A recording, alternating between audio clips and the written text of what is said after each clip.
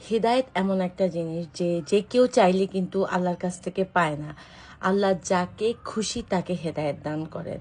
এটাও আল্লাহর প্রদত্ত একটা রহমত বলতে পারেন। আপনি চাইলে কিন্তু হেদায়েত প্রাপ্ত হতে পারবেন না যতক্ষণ না আল্লাহ চাবে আপনি হেদায়েত প্রাপ্ত হন। এবং তার জন্য কি করতে হবে? আপনার অন্তরটা পরিষ্কার রাখতে হবে। সবচেয়ে বড় কথা হচ্ছে এটা।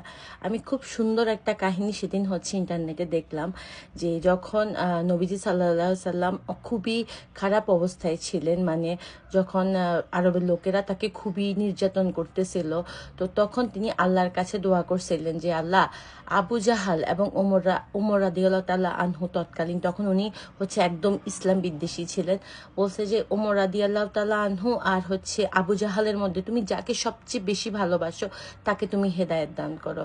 এর মধ্যে কি হলো? দুইজনই কিন্তু মুশরিক ছিল, ইসলাম বিদ্বেষী ছিল, কিন্তু আবু জাহালের পরিবর্তে ওমর রাদিয়াল্লাহু তাআলা আনহুকে আল্লাহ কিন্তু হচ্ছে হেদায়েত দান করছে। কেন? তার অন্তর নরম ছিল, তার অন্তরটা তার নিজ থেকেই হচ্ছে পরিশুদ্ধিত ছিল। তো আপনি যতই নামাজ কালাম পড়েন, যত কিছুই করেন, যাই করেন না কেন, আপনার অন্তর যদি পরিষ্কার না থাকে, আপনার অন্তরে যদি নরমাদি না থাকে, আপনার অন্তরে যদি মানুষের জন্য দয়া মায়া না থাকে, আপনি যাই করুন না কেন আল্লাহ আপনাকে হেদায়েত দিবে না।